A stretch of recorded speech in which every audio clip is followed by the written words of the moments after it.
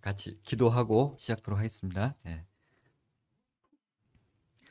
사랑과 은혜가 충만하시고 거룩하신 하나님 아버지 감사합니다. 하나님도 알지 못하고 이 세상 죄 가운데서 살아가다가 영원히 지옥에 갈 수밖에 없던 저희를 불쌍히 여겨주시고 주님께서 말씀으로 저희 인생 가운데 찾아와 주시고 저희를 대신해서 십자가에서 피를 흘려주심으로 저희의 모든 죄값을 갚아주신 것을 감사합니다.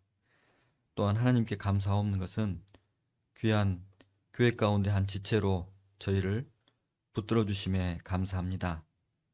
하나님 아버지, 오늘 하나님 아버지께서 사랑하시는 전주 북부교회 어르신들 또 형제님 자매님들 함께 하나님의 귀한 말씀을 상고하는 시간을 갖게 되었습니다. 부족한 자의 마음과 생각을 친히 다스려 주셔서 하나님 말씀만 올바로 전할 수 있도록 도와주시옵고, 듣는 자의 마음 가운데 살아있고 운동력 있는 하나님의 말씀이 새겨져서 그 새겨진 삶대로 순종하며 살아가는 귀한 삶을 살 수 있도록 도와주시옵소서. 교회가 계획하고 있는 많은 일들이 있습니다. 7월 19일부터 있는 온라인 전도 집회와 또 전국 교회가 계획하고 있는 학예 수양회, 저희들 마음을 모으고 또 전도할 대상자들을 품고 주님 앞에 기도하며 부지런히 찾아가고 전하여서 주님께 영광 돌리는 귀한 학예 수양회가 될 수 있도록 도와주시옵소서. 오늘 이 시간 함께 하야 하나 여러 가지 병과 또한 사정으로 함께하지 못하는 믿음의 식구들이 있다면 주님께서 동일한 은혜로 마음을 은혜로서 지켜주시옵고 더욱 말씀과 교제로 함께할 수 있도록 친히 그 마음을 주장해 주시옵소서. 오늘 시종을 주님께 의탁합니다. 저희를 사랑하시는 예수님의 이름으로 감사하며 기도드렸습니다. 아멘. 다시 한번 인사 올리겠습니다. 안녕하세요. 예. 저는 1996년 8월에 청주에서요 하나님의 말씀을 듣고 구원을 받았습니다. 오늘 이렇게 전주 북부 교회에 와서 같이 말씀으로 교제하게 돼서 정말 큰 영광과 은혜라고 이렇게 생각이 됩니다. 오늘 같이 말씀을 나눌 본문은요 룻기 1장입니다. 한번 찾아보겠습니다. 룻기 1장.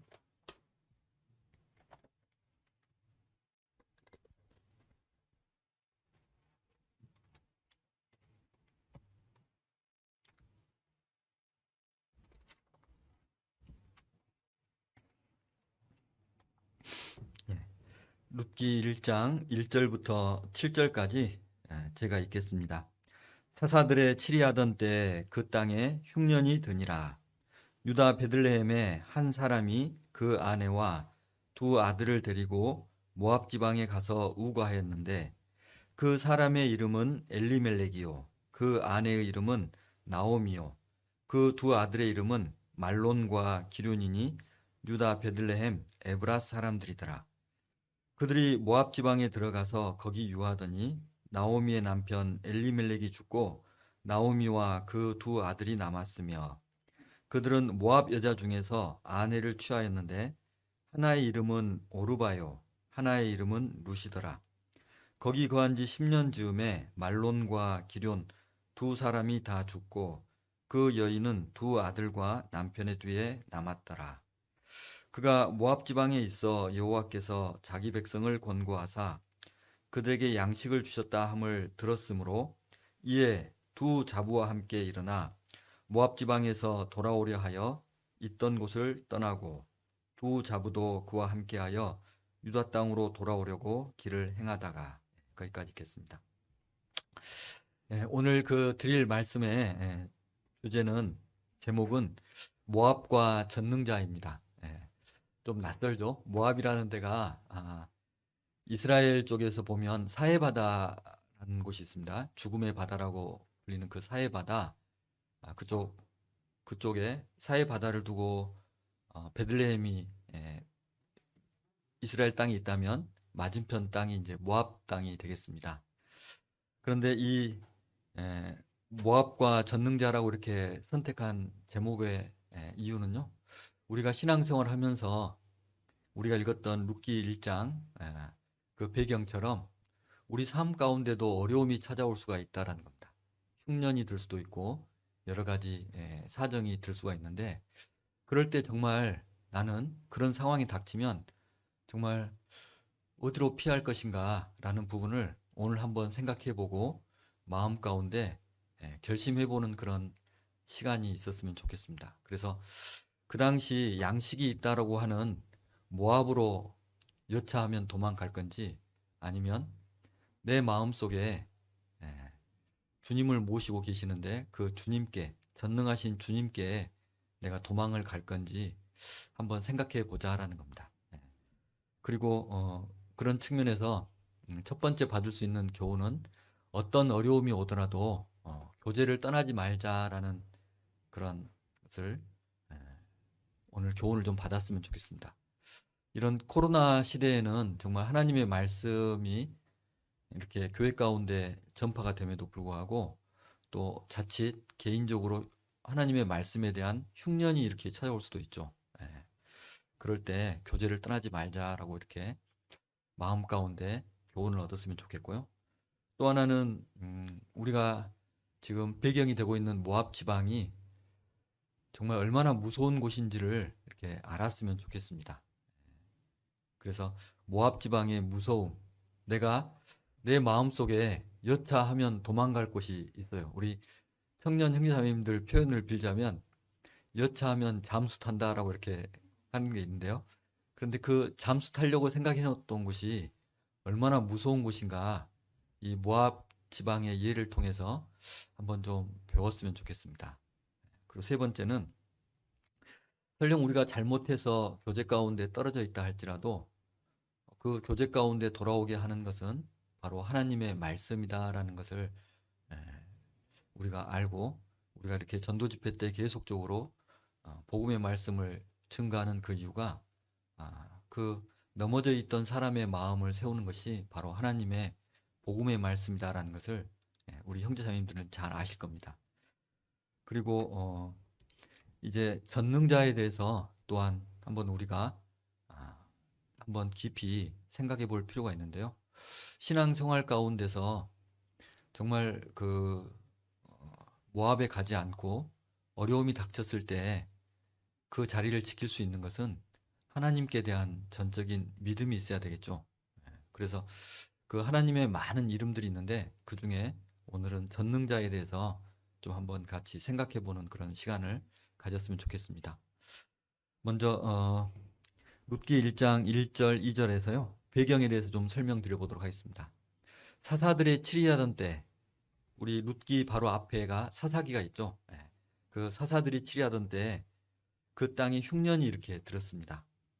유다 베들레헴의 한 사람이 그 아내와 두 아들을 데리고 모압 지방에 가서 우거하였는데 그런데 이제 이 룻기 1장 1절 2절은 아주 모순된 표현들이 이렇게 나옵니다.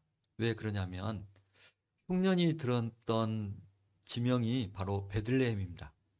베들레헴은 하나님께서 이 구약 성경 당시에 눈동자처럼 지켜보고 있던 땅이 바로 이스라엘 땅이고 그 이스라엘 땅 중에서도 예수님께서 태어나신다고 하는 그 베들레헴 그 땅을 이렇게 눈동자처럼 지켜보시는데 그 베들레헴에 흉년이 들었다라는 겁니다.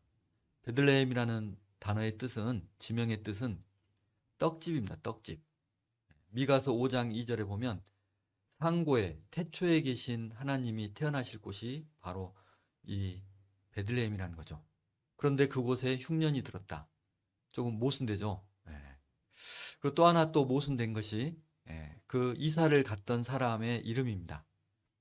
마치 우리 시대로 보면 한 가정에 봉사의 형제님이 있고 또 자매님이 있고 자녀들이 있는데 봉사의 형제님이 이렇게 직장 문제로 또는 여러 가지 뭐 어떤 다툼으로 여러 가지 사유로 가족들에게 이렇게 짐 싸서 자기가 평상시에 도망가려고 했던 곳으로 바로 이렇게 도망가 버린 그런 모습을 보여주고 있는데요. 그런데 그 사람의 이름 자체가 엘리멜렉입니다. 엘리멜렉.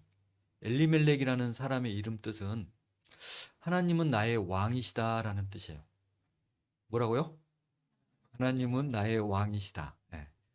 그러면 정말 그 이름 뜻대로 하나님은 나의 왕이시다라고 한다면 그 사람 앞에 다가온 어떤 어려움, 그런 상황 가운데서 하나님께 물어보고 또 여쭤보고 움직여야 될까요? 아니면은 자기 멋대로 이렇게 움직여 버려야 될까요? 예. 하나님께 여쭤보고 그렇게 해야 되겠죠.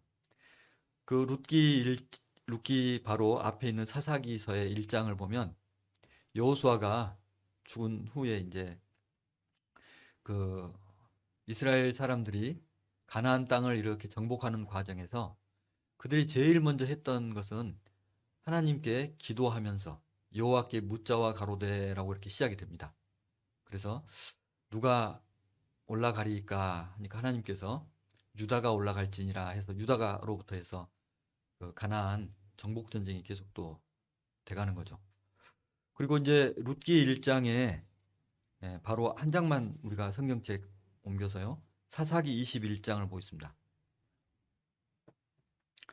사사기 21장 25절에 보면 이제 사사시대의 마지막은 어떤 식으로 신앙이 변했는가라고 봤더니요.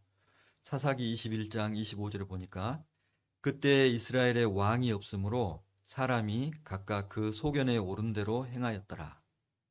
이스라엘 땅에 왕이 없기 때문에 그 사람들이 자기 소견에 오른 대로 이렇게 행했다라고 표현되어 있죠.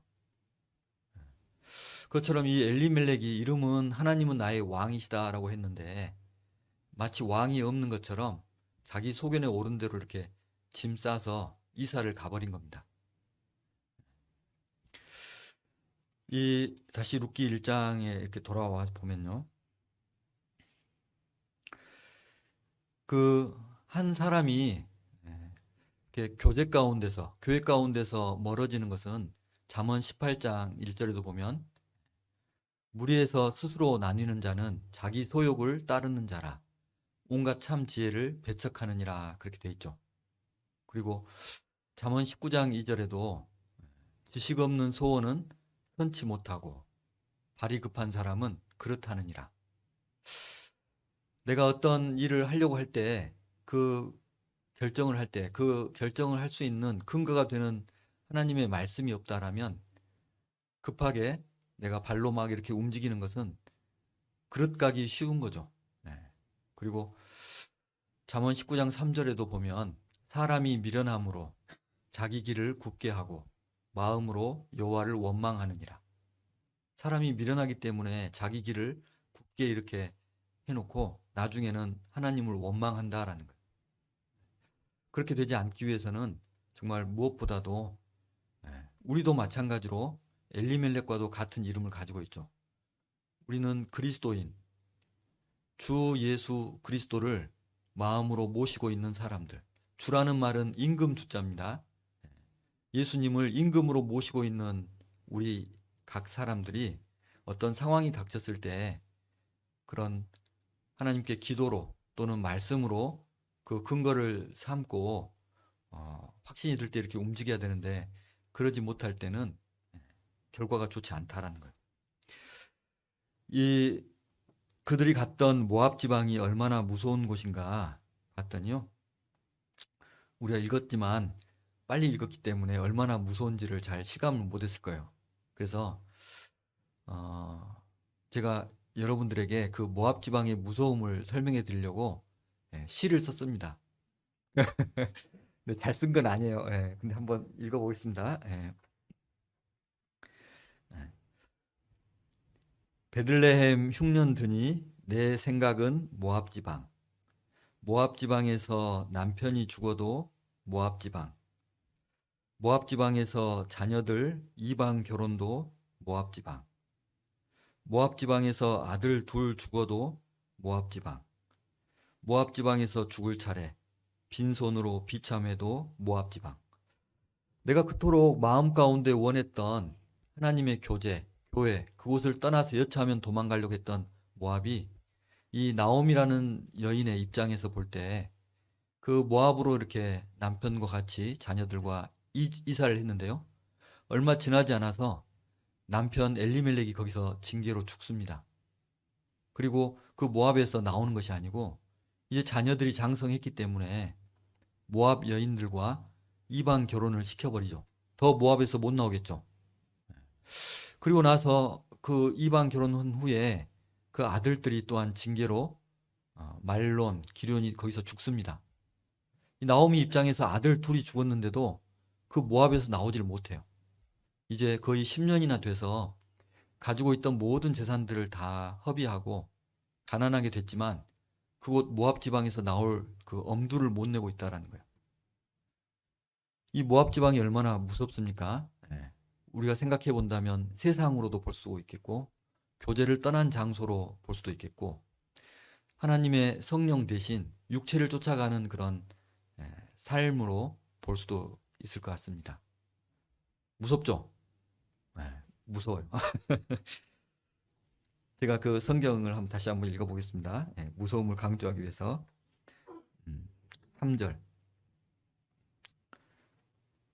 나오미의 남편 엘리멜렉이 죽고 나오미와 그 두 아들이 남았으며 그들은 모압 여자 중에서 아내를 취하였는데 하나의 이름은 오르바요 하나의 이름은 루시더라. 거기 거한 지 10년쯤에 말론과 기럨 두 사람이 다 죽고 그 여인은 두 아들과 남편의 뒤에 남았더라. 너무나도 비참한 모습이죠. 새 과부만 모압 지방에 이렇게 덩그러니 이렇게 남아 있다라는 거예요. 그런데 이제 이걸로 끝나면 안 되니까 하나님께서 불쌍히 여겨주시고 권고해 주셔서 이 나오미에게 베들레헴 소식을 듣게 합니다. 그 10년 만에 베들레헴에 양식이 있다.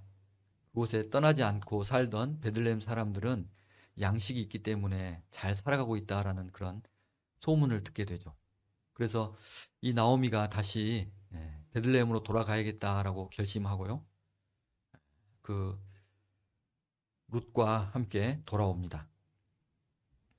마치 누가복음에 보면 그 한 아버지 밑에 두 아들이 있는데 둘째가 아버지에게 자기에게 돌아올 재산 분깃을 달라고 해서 그 재산을 가지고 먼 나라에 가서 허랑방탕하고 다 이렇게 써버리죠. 다 써버리고 그 땅에 흉년이 드니까 이제 돼지 치는 사람한테 붙여서 쥐엄 열매라도 이렇게 먹으려고 했는데 더더구나 그 땅에 흉년이 드니까 얻어먹고자 했던 쥐엄 열매도 먹을 수가 없고 굶게 되니까 이제 자기가 떠났던 아버지 집을 이렇게 생각하게 되는 거죠. 그래서 내 아버지 집에는 품꾼, 얼마나 품꾼들도 이렇게 풍족한 품꾼들이 많은가 하면서 내가 하늘과 아버지께 죄를 지었지만 돌아가겠다라고 이렇게 돌아가죠. 마치 나오미도 그런 마음으로 이렇게 베들레헴으로 돌아가고 있습니다. 그런데 룻기 1장 19절에 보면요. 19절부터 22절까지 제가 한번 읽어보겠습니다. 이에 그 두 사람이 행하여 베들레헴까지 이르니라. 베들레헴에 이를 때 온 성읍이 그들을 인하여 떠들며 이르기를 이가 나오미냐 하는지라. 나오미가 그들에게 이르되 나를 나오미라 칭하지 말고 마라라 칭하라. 이는 전능자가 나를 심히 괴롭게 하셨음이니라. 내가 풍족하게 나갔더니 여호와께서 나로 비어 돌아오게 하셨느니라. 여호와께서 나를 징벌하셨고 전능자가 나를 괴롭게 하셨거늘 너희가 어찌 나를 나오미라 칭하느뇨 하니라. 나오미가 모압 지방에서 그 자부 모압 여인 룻과 함께 돌아왔는데 그들이 보리 추수 시작할 때 베들레헴에 이르렀더라. 이제 나오미가 베들레헴까지 이렇게 돌아옵니다. 하나님께서는 나오미가 어디까지 돌아오는지 이렇게 지켜보고 계셨어요. 그래서 베들레헴까지 이르렀더라라는 표현이 2번 이렇게 기록되어 있죠. 룻과 나오미가 베들레헴까지 이렇게 도착하니까요. 그 지역에 살고 있던 사람들이 이제 깜짝 놀라는 거예요. 아주 초라한 행색의 두 여인이 돌아오는데 저가 나오미 아니냐, 나오미. 정말 베들레헴에서 이렇게 기업도 많고 부자였던 그 나오미가 이사간 후에 돌아오는 모습이 정말 너무나 초라한 모습으로 이렇게 돌아오는 모습을 보고 저가 나오미가 아니냐라고 이렇게 불렀다라는 거예요. 그랬을 때 나오미가 나를 나오미라 부르지 말라. 나오미라는 이름 뜻은 기쁨인데요. 나오미가 인생 10년을 모압에서 딱 보내고 난 후에 정말 인생이 너무나도 쓰다. 정말 인생 너무나도 쓰다. 남편 죽고 자식들 둘 다 죽고 비참해진 그 인생을 생각하면서 나를 말하라 해라. 말아. 쓰다. 쓴 여인으로 이렇게 불러달라고 이렇게 이야기합니다. 그런데 이 나오미가 이야기하기를 자기가 왜 이렇게 쓴 인생을 살게 됐는가 봤더니요. 전능자가 자기를 괴롭혔다라고 이렇게 이야기하고 있다는 거예요. 보세요. 20절 보시겠습니다. 나오미가 그들에게 이르되 나를 나오미라 칭하지 말고 마라라 칭하라. 이는 전능자가 나를 심히 괴롭게 하셨음이니라. 내가 풍족하게 나갔더니 여호와께서 나로 비어 돌아오게 하셨느니라. 여호와께서 나를 징벌하셨고 전능자가 나를 괴롭게 하셨거늘 너희가 어찌 나를 나오미라 칭하느뇨 하니라. 나오미가 이렇게 10년 동안 자기 인생 그렇게 쓴 인생을 살면서 깨닫기를 베들레헴에서 징계 받을 때 그 징계를 그 자리에서 묵묵하게 버티면서 전능하신 하나님에 대한 내가 믿음이 있었다면 이렇게 모압으로 이사 가지 않았을 것인데 하나님에 대한 믿음이 없었다. 특히나 하나님의 여러 이름 가운데 전능자에 대한 그런 믿음이 없었다라고 이렇게 고백하는 거예요. 우리 형제자매님들도 하나님의 이름에 대해서 잘 알고 계시죠? 하나님께서는 우리 각 사람을 인생 가운데 인도에 가시면서 그 하나님의 이름들을 이렇게 알려주셔요.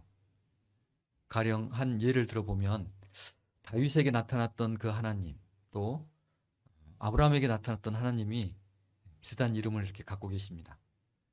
그 다윗에게 나타났던 하나님은 시편 139편에 보면 감찰하시는 하나님이라고 이렇게 나와 있어요. 내가 앉아 있는지 서 있는지, 내가 지금 누워 있는지 어떤 길로 가고 있는지 하나님은 감찰하고 계신다라고 이렇게 이야기하고 있는데요. 아브라함 때도 창세기 14장에 보면 하갈의 가출 사건이 이렇게 나옵니다. 하갈이 이렇게 가출해요. 그런데 셈 곁에서 여호와의 사자를 만나고 이렇게 하갈에게 다시 돌아가라고 이렇게 이야기하죠. 그때 나를 감찰하신 하나님 그렇게 이야기를 합니다. 그리고 아브라함을 이렇게 불렀던 그 하나님은 느헤미야서에 보면 영광의 하나님이 이렇게 아브라함을 그 마음의 충성됨을 보고 불렀다라고 이렇게 돼 있어요. 그리고 아브라함 인생 가운데 방패와 상급 되신 그 하나님, 또 아브라함 99세 때 나는 전능자다라고 이렇게 하나님께서 자신을 이렇게 소개하면서 1년 뒤에 이삭을 얻을 것을 이야기해 주시죠. 그리고 소돔 고모라 사건을 통해서 하나님은 심판하시는 하나님이시다라는 것을 알려주십니다. 맞죠? 그리고 또한 하나님께서는 아브라함 인생 가운데 그 이제 이삭이 자랐고 젖을 뗄 무렵에 그 하갈의 소생이 이스마엘이 또 이삭을 이렇게 희롱하는 것을 보고 내어 쫓죠. 광야로 이렇게 내어 쫓습니다.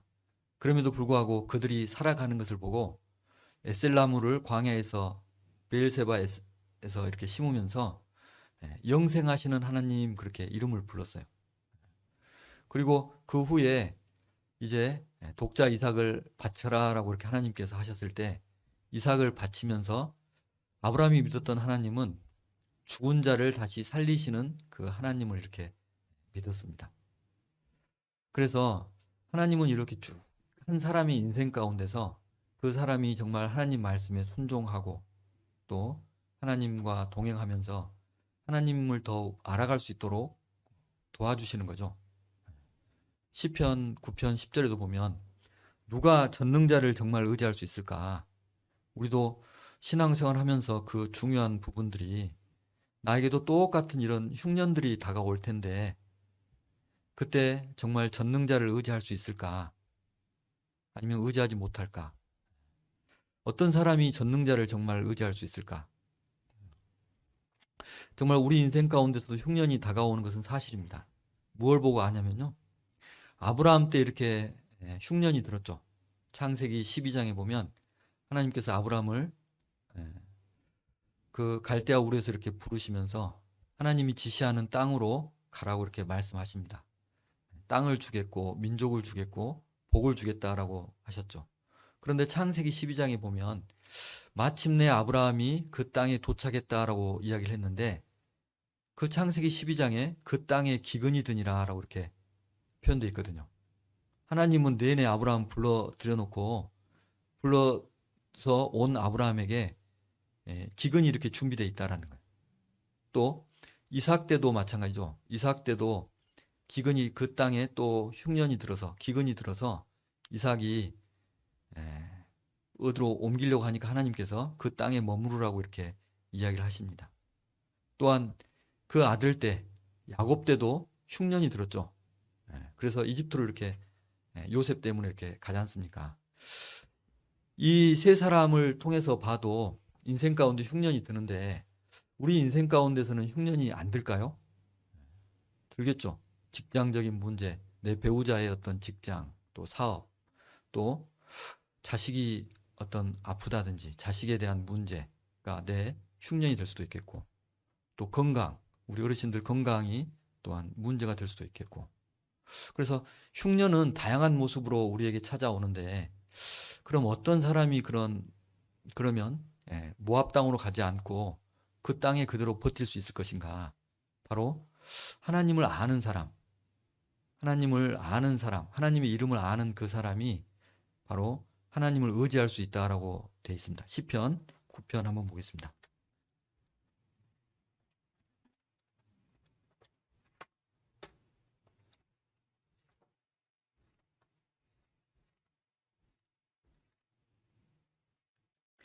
같이 한번 읽어보겠습니다. 시편 9편 10절 찾으신 줄 알고 같이 한번 읽어보겠습니다.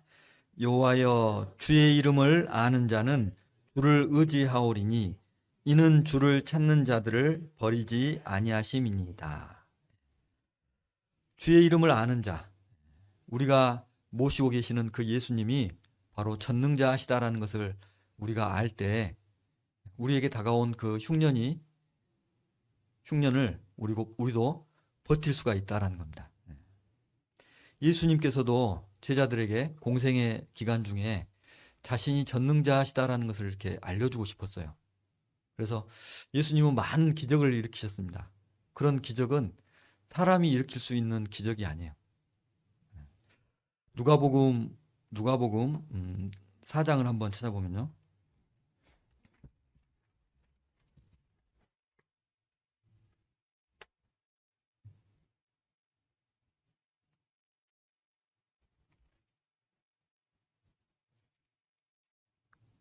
죄송합니다. 죄송합니다. 마가복음입니다. 마가복음. 마가복음 4장입니다.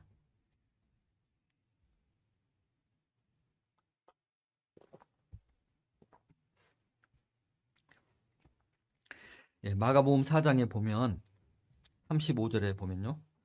제가 읽어보겠습니다. 그날 저물 때 제자들에게 이르시되 우리가 저편으로 건너가자 하시니 저희가 무리를 떠나 예수를 배에 계신 그대로 모시고 가매 다른 배들도 함께 하더니 큰 광풍이 일어나며 물결이 부딪혀 배에 들어와 배 가득하게 되었더라. 예수께서는 고물에서 베개를 베시고 주무시더니 제자들이 깨우며 가로되 선생님이여 우리의 죽게 된 것을 돌아보지 아니하시나이까 하니 예수께서 깨어 바람을 꾸짖으시며 바다더러 이르시되 잠잠하라 고요하라 하시니 바람이 그치고 아주 잔잔하여지더라. 이 마가복음 4장 35절부터 보면 예수님께서 제자들에게 그 갈릴리 호수를 건너가자라고 이렇게 제안을 하셨습니다. 그리고 예수님은 배 고물에서 이렇게 주무시고 계셔요. 근데 예수님을 태우고 그 배가 가고 있는데 광풍이 불고 바다가 이렇게 흉흉해지고 바람이 이렇게 불어서 이제 배에 물이 들어오고 침몰될 그런 상황이라는 거예요. 마치 우리가 예수님의 이름을 우리도 믿고 있어요. 첫 번째로 예수님의 이름은 저희 백성을 죄에서 구원할 자이시다라고 해서 구원자로 이렇게 믿고 있죠. 또 한 번 예수님의 이름은 임마누엘, 하나님이 우리와 함께 계신다. 분명히 하나님이 나랑 함께 하시는데, 구원받은 사람하고 함께 하시는데 그 하나님을 모시고 사는데 구원받은 이후에 내 삶 가운데 막 광풍이 부는 거예요. 바다가 치고 막 어려운 상황을 이렇게 배가 침몰될 그런 상황을 맞고 있다라는 거예요. 마치 예수님을 태운 배가 지금 건너가고 있는데 배가 지금 거의 침몰되기 직전이에요. 그때 제자들이 막 예수님을 깨웠죠. 깨워서 우리 죽게 된 것을 돌아보지 아니하시나이까라고 했을 때 예수님께서 바다와 파도에 대해서 꾸짖고 잠잠하라 하니까 바다와 파도가 잠잠해졌다라는 겁니다. 근데 문제는 그 다음에 있어요. 40절. 이에 제자들에게 이르시되 어찌하여 이렇게 무서워하느냐 너희가 어찌 믿음이 없느냐 하시니 41절 같이 읽어보겠습니다. 저희가 심히 두려워하여 서로 말하되 저가 위기의 바람과 바다라도 순종하는고 하였더라. 자기가 지금 모시고 있는 그 예수님이 전능자라는 부분을 모르고 있었기 때문에 바람과 파도가 치는 것 상황만 보고 두려워하고 어찌할 바를 몰랐다라는 겁니다. 그래서 예수님께서는 기적을 일으키실 때 믿음이 없는 곳에서는 기적을 일으키지 않으셨죠. 저희가 믿지 않는 거로 그곳에서 많은 기적을 행치 않으시더라라고 이렇게 하신 표현들이 있어요. 그래서 하나님께 대한 그 믿음, 특별히 전능자에 대한 믿음이 있어야 되는데요. 전능자라는 것을 한번 생각해 보면요. 어떤 분을 전능자라고 그렇게 할까요? 사람은 도저히 할 수 없는 것을 할 수 있는 그분, 그리고 그런 상황, 마치 이건 정말 불가능해 보이는 그런 상황 가운데서 그 일이 이루어지면 그 전능하다라고 이렇게 볼 수가 있겠죠. 그리고 또한 사람이 해결할 수 없는 문제가 있습니다. 뭐냐면요, 죽은 사람을 다시 살린다든지 그러죠. 그런데 예수님은 3번이나 공생의 기간 중에 죽은 사람을 이렇게 살렸어요. 회당장 야이로의 딸, 또 나인성의 과부 아들, 또 죽은 지 나흘 된 나사로. 이렇게 사람은 도저히 할 수 없다고 생각되는 그런 상황에서 나흘이나 됐는데 이제 썩어 냄새가 나는 그 시체를 다시 살릴 수 있는 그분이 바로 전능자시다라는 거예요. 그리고 전능자의 특징 중에 하나는 우리가 가장 불가능해 보이는 것이 뭡니까? 이렇게 악한 상황을 선으로 바꿔버릴 수 있는 그것이 바로 전능자입니다. 그러니까 우리가 한번 그 전도 집회 때 보면 에덴 동산에서 이렇게 선악과라는 것을 왜 하나님이 만드셔가지고 이 선악과 안 만들었으면 되는데 왜 만드셔가지고 다 죽게 만들었냐 막 그렇게 이렇게 물어보는 분들 있지 않습니까? 그런데 하나님께서는 그 선악과를 만든 그 이유가 바로 하나님을 진짜 사랑하는지 사랑의 짝으로 하기 위해서는 의지를 주고 자유롭게 의지를 주고 하나님을 선택하는지 선택 안 하는지를 이렇게 보시는 거죠. 그리고 설령 사람이 잘못 선택을 했다 할지라도 다시금 그 인생 가운데서 돌이키고 뉘우쳤을 때 하나님께서 그 악한 상황을 선으로 바꿀 수만 있다면 그게 바로 전능자시지 않습니까? 그죠? 악을 선으로 바꿀 수 있는 분이 바로 전능자시죠.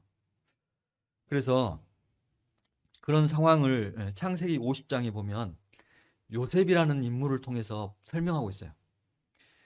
요셉이 고백하기를 요셉은 우리 형제님들 잘 아시다시피 이복 형들의 미움을 받고 형들한테 이렇게 팔려갔지 않습니까? 그런데 그 요셉이 나중에 이집트의 총리가 돼서 그 형들을 이렇게 양육하면서 그 자녀들 또한 양육하면서 당신들은 내게 이렇게 악을 행했지만 하나님은 그 악을 선으로 바꿔주셨다라고 이렇게 고백을 하죠. 창세기 50장 한번 찾아보겠습니다.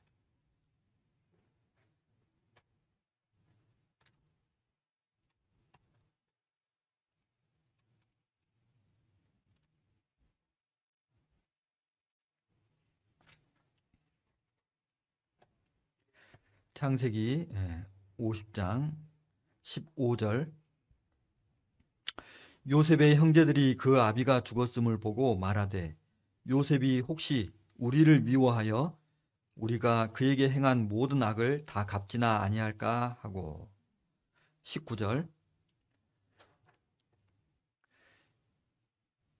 18절. 그 형들이 또 친히 와서 요셉의 앞에 엎드려 가로되 우리는 당신의 종이니이다. 19절. 요셉이 그들에게 이르되 두려워 마소서. 내가 하나님을 대신하리이까. 당신들은 나를 해하려 하였으나 하나님은 그것을 선으로 바꾸사 오늘과 같이 만민의 생명을 구원하게 하시려 하셨나니 당신들은 두려워 마소서. 내가 당신들과 당신들의 자녀를 기르리이다 하고 그들을 간곡한 말로 위로하였더라. 이 요셉이라는 한 인물을 보면 하나님께서 모든 상황들을 종합해서 결국은 선으로 바꿔버리시는 그런 상황을 우리가 볼 수 있습니다. 우리도 마찬가지죠. 우리도 살아가면서 정말 구원받은 이후에 그리고 구원받은 이후에 요셉처럼 꿈을 꾼 이후에 우리도 구원받은 이후에 하나님 앞에 어떤 꿈이 생겼습니다. 나는 몇 명을 이렇게 전도하겠습니다. 나는 누구누구를 이렇게 전도하고 어떤 사람이 되겠습니다. 라는 구원받은 이후에 꿈이 생겼죠. 요셉도 마찬가지로 요셉은 꿈을 꾸는 사람이었어요. 요셉이 꾼 꿈은 첫 번째로 요셉이 이제 형들에게 꿈 자랑을 했는데요. 형들의 곡식단이 이렇게 내 곡식단을 향해서 절하더이다라는 그런 꿈을 꿨습니다. 형들이 기분 나쁘겠죠. 그렇지 않아도 아버지 사랑을 독차지하고 있는 이 요셉이 또 그런 이야기를 하니까 형들이 불평했어요. 그런데 또 한 번 꿈을 꾸더니 하늘에 해와 달과 11별들이 이렇게 절하는 꿈을 또 한 번 꿨습니다. 형들이 요셉을 더 미워했습니다. 그래서 요셉이 형들을 아버지의 명령을 쫓아서 형들을 찾아서 도단으로 또 양떼를 기르고 있는 그 형들을 찾아갔을 때 형들이 요셉을 멀리서 보면서 했던 이야기가 저 꿈꾸는 자가 온다. 죽여버리자. 그러면 그 꿈이 어떻게 되는가 보자 하면서 요셉을 물 없는 구덩이에다가 이렇게 집어 던져버렸습니다. 그렇죠? 그런데 이 물 없는 구덩이에다 집어 던졌을 때 그 요셉이 정말 창세기 42장에 보면 너무나도 간곡하게 애절하게 형들에게 부탁했다라고 그래요. 제발 형들 나를 이곳에 던지지 마라 이렇게 막 부탁을 했을 거 아닙니까? 또한 요셉이 형들에게 뿐만이 아니고 하나님께 기도했을까요? 기도 안 했을까요? 기도했어요. 그런데 하나님은 그 순간 듣지 않으시는 것처럼 이렇게 하셨어요. 우리도 신앙생활 가운데 요셉처럼 어려운 환경과 상황 가운데서 하나님은 마치 듣지 않는 것처럼 내 기도를 듣지 않는 것처럼 그렇게 하실 수 있다라는 거예요. 요셉 같은 경우에는 정말 그 물 없는 구덩이에 떨어지고 또 형 유다가 미디안 상고에다 이렇게 팔아버리자라고 하면서 인신매매 시켜버리죠. 요셉이 그 끌려가면서 형들에게 애걸 했을까요? 애걸 안 했을까요? 형들한테도 애걸 하고 하나님께도 기도했지만 하나님은 왠지 그 상황에서 아무런 답변도 하지 않고 기도에 이렇게 응답하지 않는 모습을 보이고 계신다라는 거예요. 또한 그 요셉이 이제 보디발의 집에 종으로 이렇게 팔려갔습니다. 팔려가서 그 살아가는데 그 살아가는데 하나님께서는 좀 이해하지 못할 표현을 거기다가 써놓고 계셔요. 어떤 표현이냐면 하나님이 요셉과 함께 하심으로 형통하였더라. 그런데 요셉은 형통한 지금 형편이 아니에요. 지금 먼 나라까지 가서 인신매매 당해서 종으로 살고 있는데, 종노릇하고 있는데 그게 형통한 겁니까? 불통한 겁니까? 에? 불통하게 보이는 거잖아요. 그런데 하나님께서는 형통했다라고 이렇게 이야기하고 있고요. 그 요셉이 비록 그 종살이지만 그 이제 점점 그 일들을 잘하다 보니까 보디발이 이렇게 일들을 더 많이 맡겼죠. 처음부터 일을 다 맡긴 게 아닙니다. 17살 된 소년 종에게 자기 집안의 모든 일들을 이렇게 맡길 그런 사람이 아니에요. 조금씩 조금씩 일을 줘보면서 그 사람이 얼마나 성실하게, 얼마나 성심성의껏 잘 해나가는가를 이렇게 확인한 후에 그 일들을 이렇게 더 많이 맡긴 겁니다. 그렇게 일들을 충성되이 잘 하고 있는데, 그런데 요셉에게 찾아온 것은 보디발 아내의 유혹이었죠. 그때 요셉이 했던 것은 무엇보다도 내가 어찌 큰 악을 행하여 여호와께 득죄하리까 하면서 하나님과의 관계를 이렇게 잃지 않으려고 노력을 했다라는 거예요. 그럼에도 불구하고 누명을 쓰고 깊은 감옥까지 요셉은 내려갔습니다. 요셉이 그 감옥에 내려간 것을 보고 형통하다고 해야 될까요? 아니면 불통하다고 해야 될까요? 불통한 거죠. 그런데 하나님께서 요셉과 함께 하심으로 전옥에게 은혜를 입었더라, 그런 표현을 이렇게 하고 계셔요. 요셉이 그 감옥에서의 일들을 또 잘 해 나가니까 이제 요셉에게 그 전옥이 모든 일들을 이렇게 맡긴 겁니다. 요셉이 감옥에 가서 하나님께 기도했을까요? 기도 안 했을까요? 온통 이 감옥에서 빠져나가는 그 일을 위해서 하나님께 간절히 기도했지만 하나님은 듣지 않으시는 것처럼 외면하셨다는 거예요. 왜 그런 일들이 이렇게 반복될까? 바로 하나님께서 그런 듣지 않으시는 것처럼 이렇게 하고 계시지만 하나님은 전능자시기 때문에 가장 불가능해 보이는 그런 시점에서 요셉을 하루아침에 이제 사람으로부터 도움이 다 끊어진 그런 상황. 아마도 제가 볼 때 요셉 생애 가운데서 가장 절망적인 상황은 떡 굽는 관원, 또 포도주, 술 맡은 관원장이 감옥에 찾아왔고 요셉이 그들에게 잘 대해주면서 꿈도 해몽해주면서 당신이 득이하거든 나를 좀 생각해 달라고 이렇게 했지만 술 맡은 관원장이 석방된 후에 성경 표현을 보면 요셉을 잊었더라 이렇게 돼 있어요. 잊었더라. 더 이상 2년 동안 요셉은 아무런 더 이상 감옥에서, 깊은 감옥에서 사람의 도움을 받을 수 없는 그런 깊은 상황에서 이제 전능하신 하나님께서 그 요셉을 이렇게 건지시는 거죠. 하루아침에 가장 강대국 이집트의 총리로, 국무총리로 요셉을 부르시는 겁니다. 시편 105편을 한번 보겠습니다.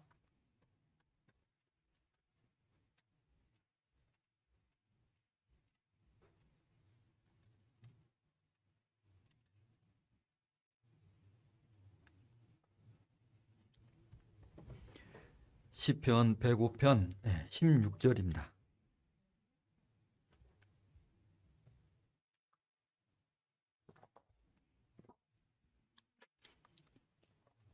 그가 또 기근을 불러 그 땅에 임하게 하여 그 의뢰하는 양식을 다 끊으셨도다. 한 사람을 앞서 보내셨으며 요셉이 종으로 팔렸도다. 그 발이 착고에 상하며 그 몸이 쇠사슬에 매였으니 곧 여호와의 말씀이 응할 때까지라. 그 말씀이 저를 단련하였도다.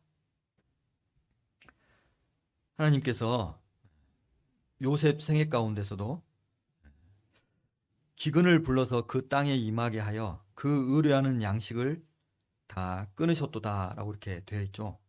사람이 무엇을 의지하고 있는지, 진짜 하나님을 의지하는지 아니면 내 속마음에 양식을 의지하는지, 양식을 끊어보면 알 거 아닙니까? 내가 우리 어르신들 자식을 의지하는지 하나님을 의지하는지 하나님께서 그 사르밧 과부에게 아들을 이렇게 하나님께서 취하셨을 때 결국은 사르밧 과부가 아들을 빼앗긴 이후에 자기 죄에 대해서 생각해 봤고 그 다음에 자기가 정말 온전한 믿음이 아니다라는 그런 것을 고백하죠. 그리고 그 아이가 다시 살았을 때 이제 엘리야의 입에 있는 말씀이 진실하다라는 것을 이렇게 고백하지 않습니까? 그리고 히스기야에게 그 건강을 이렇게 빼앗아 봤을 때 히스기야가 어떤 태도를 하나님 앞에 보이는가를 이렇게 보시는 거죠. 그래서 무엇을 진짜 의지하는지 하나님께서 보시는데요. 이렇게 양식을 다 끊어보고 그 다음에 요셉을 먼저 하나님께서 종으로 팔리게 하셨고 또 하나님 말씀이 응할 때까지 감옥에서 착고에 이렇게 채워져 있게 하셨다라는 거예요. 그래서 전능자는 가장 불가능한 상황에서 그것을 이렇게 이룰 수 있는 분이 바로 전능자시다라는 겁니다. 20절 왕이 사람을 보내어 저를 방석하며 석방했다라는 거죠. 열방의 통치자가 저로 자유케 하였도다. 저로 그 집의 주관자를 삼아 그 모든 소유를 관리케 하고 임의로 백관을 제어하며 지혜로 장로들을 교훈하게 하였도다. 이에 이스라엘이 애굽에 들어가며 야곱이 함 땅에 객이 되었도다. 결국은 요셉의 생애 가운데서 하나님께서 그 형들의 악, 또 보디발 아내의 그 악, 모든 악을 하나님께서 선으로 이렇게 바꿔주는 그런 상황을 볼 수가 있죠. 또한 많은 예들이 있는데요. 여러분 그 한나라는 여인을 아십니까? 한나. 그 한나라는 여인은 무엇으로 유명하죠? 사무엘의 어머니로 이렇게 유명합니다. 그런데 한나가 유명하게 된 이유가 바로 한나는 엘가나라는 사람의 두 아내 중에 한 명이었어요. 엘가나는 분인나와 한나라는 두 아내를 두고 있었는데 이 분인나라는 여인의 이름 앞에는 대적 분인나라고 이렇게 써 있어요. 대적 분인나. 히브리어로는 사단이에요. 그러니까 뭐냐면 하나님께 대한 믿음은 전혀 없고 오히려 하나님 믿음을 갖고 있는 사람을 핍박하는 그런 악역을 맡고 있는 사람인데요. 그런데 그 여인이 아이를 잘 낳아요. 이 엘가나가 실로에 매년 이렇게 제사 지내러 갈 때마다 자녀를 이렇게 뭐 매년은 낳지 않겠지만 이렇게 간격을 두고 낳겠지만 늘 이렇게 한나가 마음 가운데 분인나에서 격동되고 슬피 울고 하나님께 정말 통곡하면서 자식 달라라고 이렇게 하나님께 매달리게끔 했다라는 거예요. 상황은 그런 상황에서 이 사무엘상 1장을 보면 하나님께서 잉태치 못하게 하셨다라고 이렇게 표현되어 있거든요. 한나를. 그런데 한나는 알았어요. 사람을 잉태케 해주시는 분이 누군지 바로 여호와 하나님인 줄 알고 있었기 때문에 그 하나님에 대해서 계속적으로 간절히 통곡하면서 기도하지만 그 기도를 하나님이 안 들어주는 것처럼 그렇게 나타나셨다는 거예요. 그런데 결국은 그 한나에게 하나님께서 한나가 그 소원하고 자식을 주시면 하나님께 바치겠다라는 그 소원을 하고 하나님께서 그녀에게 자식을 주죠. 바로 사무엘, 이스라엘 민족에게 정말 귀한 그 사사 사무엘을 이렇게 허락해 주십니다. 그래서 하나님께서 그 주셨기 때문에 기도로 주셨기 때문에 사무엘을 기도로서 이렇게 얻었다라고 해서 이름을 사무엘로 이렇게 짓지 않습니까? 하나님께서는 이 한나의 기도를 듣고 계셨을까요? 듣지 않았을까요? 듣고 계셨어요. 그런데 마치 듣지 않는 것처럼 이렇게 보였다라는 거예요. 이 시편 28편을 보면요. 우리의 기도도 마찬가지입니다. 시편 28편 한번 보겠습니다.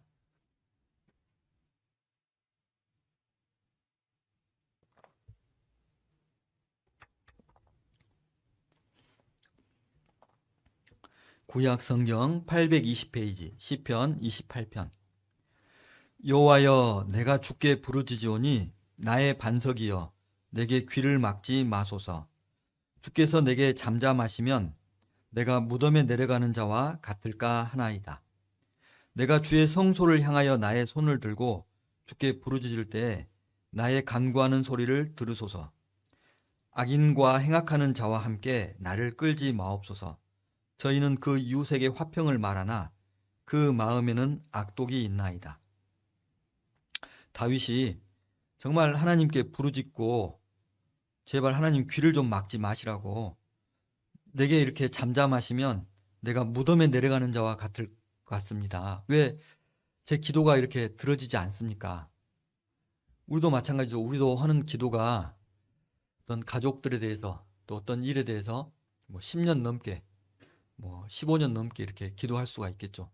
그런데 하나님은 마치 듣지 않는 것처럼 이렇게 그 상황은 변화되지도 않고 상황은 어려워질 수도 있다는 거예요. 다윗도 마찬가지입니다. 다윗도 그가 골리앗을 물리친 후에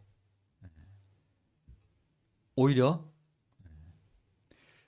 골리앗을 물리친 후에 사무엘 통해서 이렇게 기름 부음을 받고 왕이 될 거라고 했지만 사울의 시기를 받고 사울이 이렇게 죽이려고 이렇게 계속 쫓아다녔기 때문에 왕이 되기는커녕 10년 동안 넘게 이렇게 피해 다니면서 도망자로 이렇게 살았어요.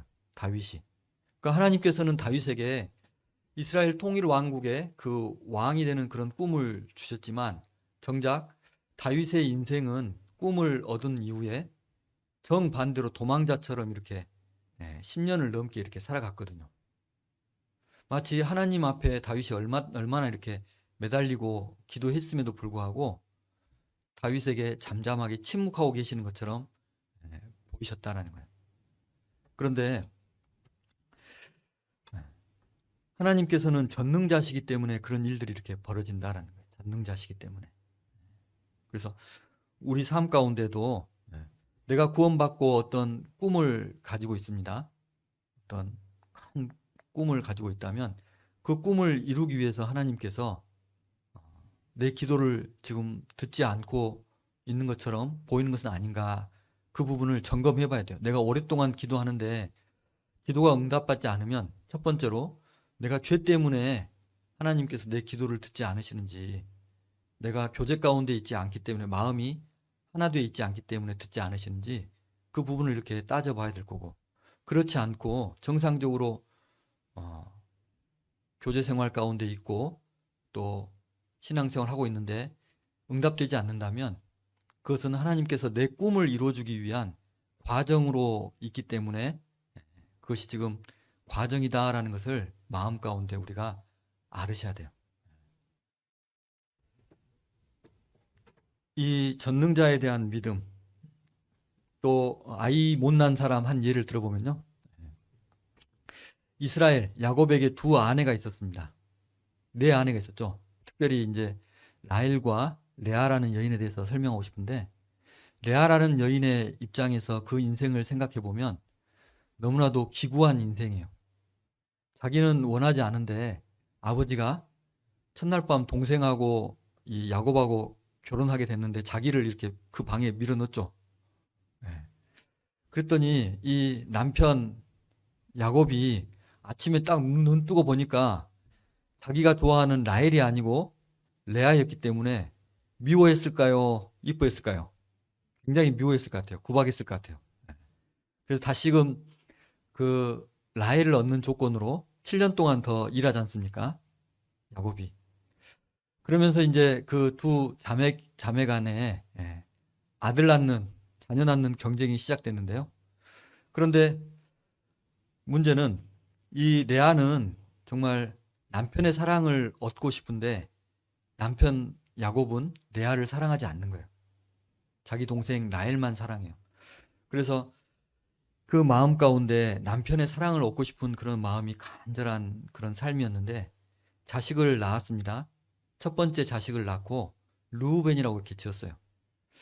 여호와께서 나의 괴로움을 보시고 남편이 나를 사랑하지 않는 나의 괴로움을 보시고 내게 자녀를 주셨다라고 해서 이름을 르우벤이라고 이렇게 짓습니다. 그 다음에 그럼에도 불구하고 남편 좋아하는 자식을 낳았음에도 불구하고 야곱의 마음이 누구에게만 가냐면요. 동생 라헬에게만 가는 거예요.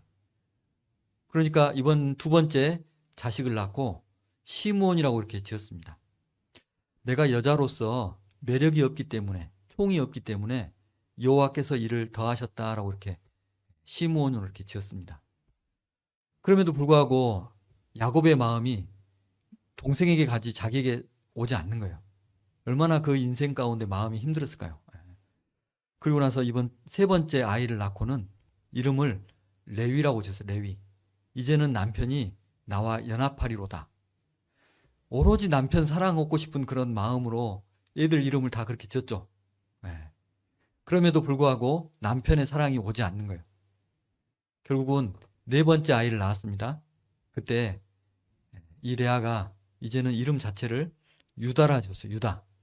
유다의 뜻이 이름 뜻이 뭘까요? 창세기 29장 찾아보겠습니다. 창세기 29장.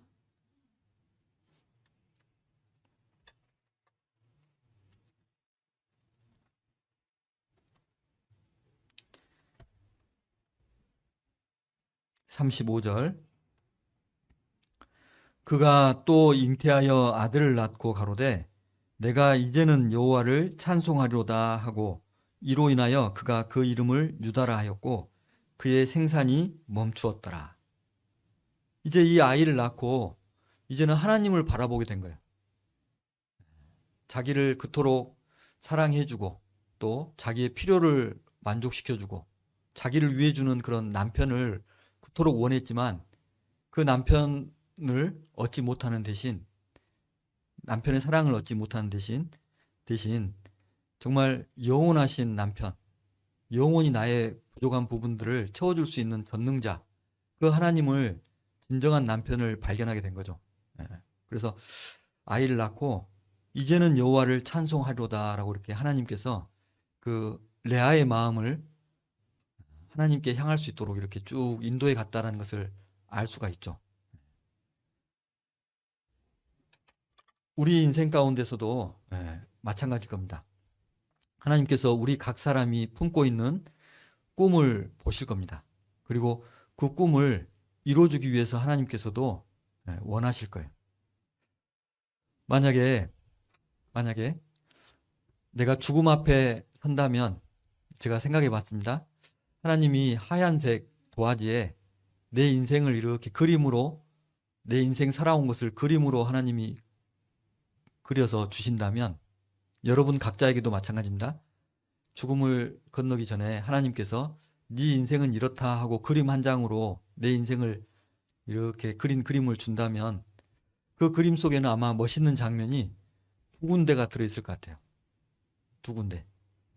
어떤 부분이 멋있는 장면이냐면 첫 번째로는 내가 정말 이 세상 헤매면서 의미 없이 살아가다가 아무런 어떤 그림이 그려지지 않은 것처럼 보이다가 예수님을 통해서 의미 있는 그림으로 명확하게 나타난 모습이 바로 한 멋있는 부분일 거고 또 한 부분이 있다면 내가 정말 구원받은 이후에 그 꿈을 위해서 살아가는데 애매하게 핍박을 받고 욕을 먹고 또한 왕따를 당할 수도 있고 악한 상황을 만났을 때 내가 그 하나님을 의지하고 전능하신 하나님을 의지하고 잠잠히 참고 기다렸을 때 하나님께서 그 상황을 악을 선으로 바꿔주신 그 장면이 반드시 있을 겁니다.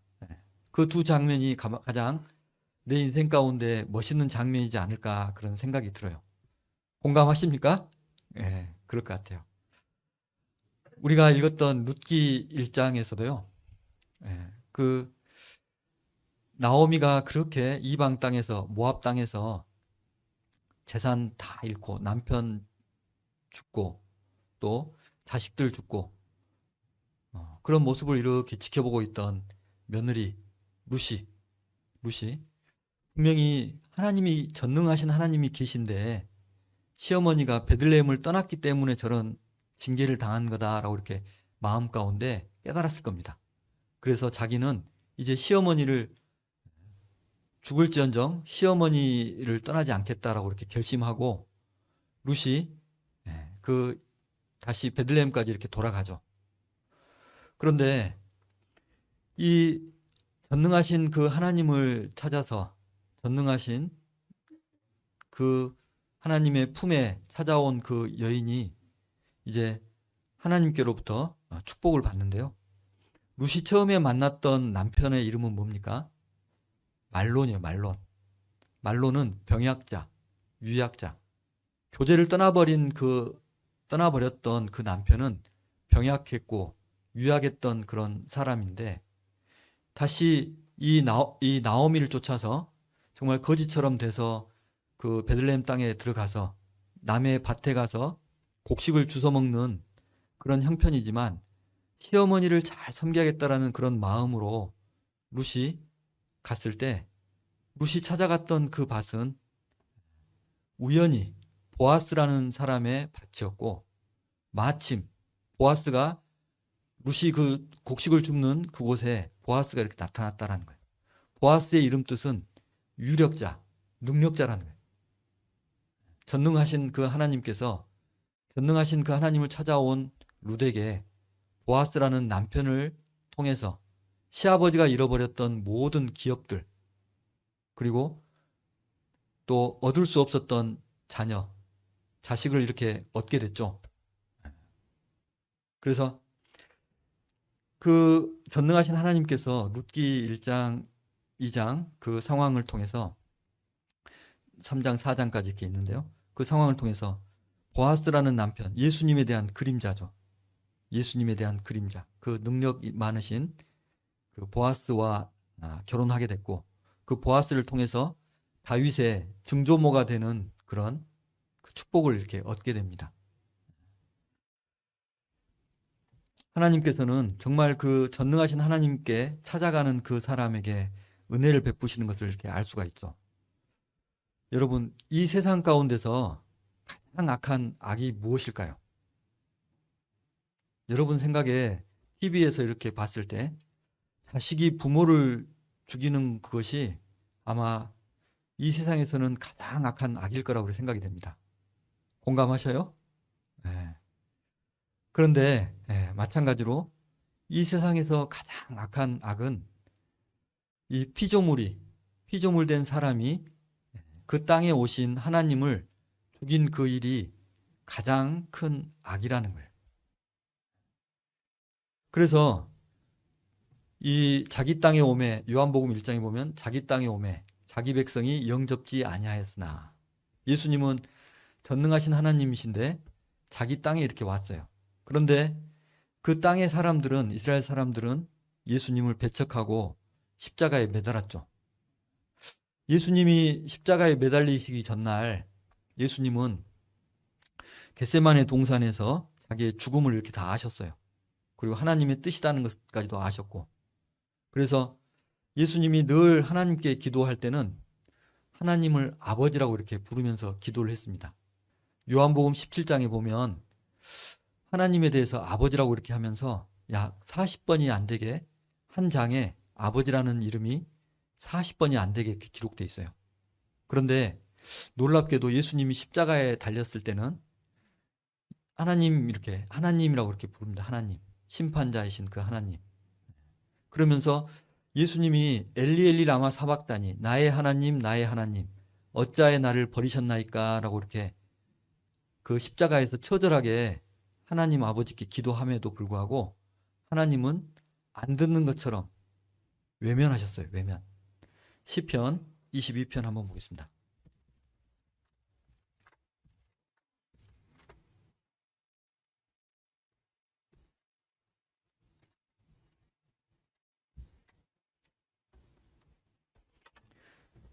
시편 22편 1절 구약 성경 816페이지입니다.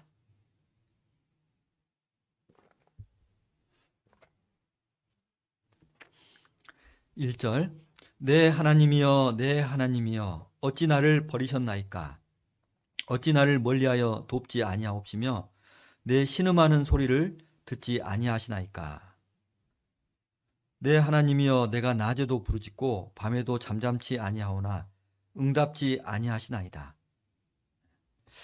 하나님을 의뢰하면서 계속 하나님께 부르짖지만 하나님께서 듣지 않는 모습으로 외면하고 있는 그 모습이 이렇게 돼 있죠. 이 시편 22편은 예수님의 죽음에 대한 모습을 그대로 1000년 전에 그대로 투영해서 성령의 감동으로 기록해 놨습니다. 그래서요, 14절에 보시면 나는 물같이 쏟아졌으며 내 모든 뼈는 어그러졌으며 내 마음은 촛밀 같아서 내 속에서 녹았으며 내 힘이 말라 질그릇 조각 같고 내 혀가 이틀에 붙었나이다. 주께서 또 나를 사망의 진토에 두셨나이다. 16절 같이 읽어보겠습니다. 개들이 나를 애워쌌으며 악한 무리가 나를 둘러 내 수족을 찔렀나이다. 나는 물같이 쏟아졌으며 십자가에서 피를 줄줄줄줄 물과 피를 줄줄줄줄 이렇게 흘리시고 또 수족, 손수, 발족, 손과 발이 찔렸다라는 거예요. 대못으로. 그리고 그 옷이 발가벗겨지고 속옷은 제비 뽑혀지고 또 겉옷은 네 깃으로 이렇게 나누어졌죠. 이 죽음을 마태복음 27장에 그대로 또한 묘사하고 있습니다. 마태복음 27장.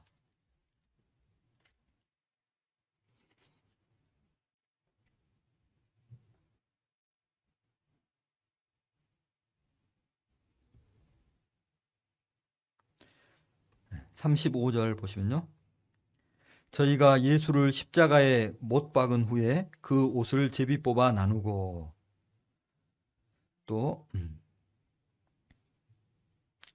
45절 제 6시로부터 온 땅에 어둠이 임하여 제 9시까지 계속하더니 제 9시 즈음에 예수께서 크게 소리질러 가라사대 엘리 엘리 라마 사박다니 하시니 이는 곧 나의 하나님 나의 하나님 어찌하여 나를 버리셨나이까 하는 뜻이라. 시편 22편 1절과 똑같죠. 나의 하나님 나의 하나님 어찌하여 나를 버리셨나이까 하면서 이렇게 돌아가셨다는 거예요. 이게 정말 이 세상에서 가장 악한 악인데요. 그런데 하나님은 이 예수님의 죽음을 통해서 가장 선으로 이렇게 바꿔놓으신 부분이 있죠. 다시 시편 22편에 돌아가면요. 시편 22편 23절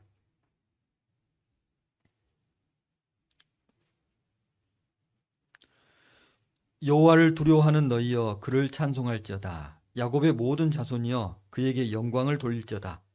너의 이스라엘 모든 자손이여 그를 경외할지어다.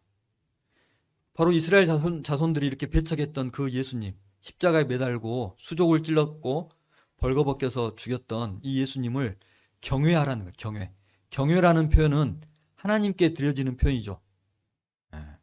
그런데 이 십자가에 죽으신 분을 경외하라는 거예요. 이스라엘 자손들에게. 그리고 비단 이스라엘 자손뿐만이 아니고 27절 보시면요. 땅의 모든 끝이 여호와를 기억하고 돌아오며 열방의 모든 족속이 주의 앞에 경배하리니 땅의 모든 땅 끝의 모든 백성들까지도 다 이분에게 경배하라는 거예요. 경배. 그리고 하나님을 기억하고 돌아오며 열방의 모든 족속이 주의 앞에 경배할 것이다. 또 영원한 속죄, 죄가 영원히 사해지는 그 표현이 바로 26절에 보면요. 겸손한 자는 먹고 배부를 것이며 여호와를 찾는 자는 그를 찬송할 것이라. 같이 읽어보겠습니다. 너희 마음은 영원히 살지어다. 너희 마음은 영원히 살아라. 이분 덕분에, 예수님 덕분에 영원히 살아라. 그리고 그 당대뿐만이 아니고 이분의 죽음을 알고 나서 기록된 후에 대대로 후손 대대로 이분의 죽음의 의미를 깨달으라고 이렇게 기록하고 있습니다. 29절 세상의 모든 풍비한 자가 먹고 경배할 것이요 진토에 내려가는 자 곧 자기 영혼을 살리지 못할 자도 다 그 앞에 절하리로다. 후손이 그를 봉사할 것이요 후손 대대 자손 대대에 주를 전할 것이며 와서 그 공의를 장차 날 백성 태어날 백성에게도 전함이여 주께서 이를 행하셨다 할 것이로다. 주님께서 행하셨기 때문에 이제 너희 마음은 영원히 살으라고 이렇게 하시는 겁니다. 하나님은 전능자시기 때문에 이 세상의 가장 악한 악을 가장 좋은 선으로 이렇게 바꿔 놓으신 거죠.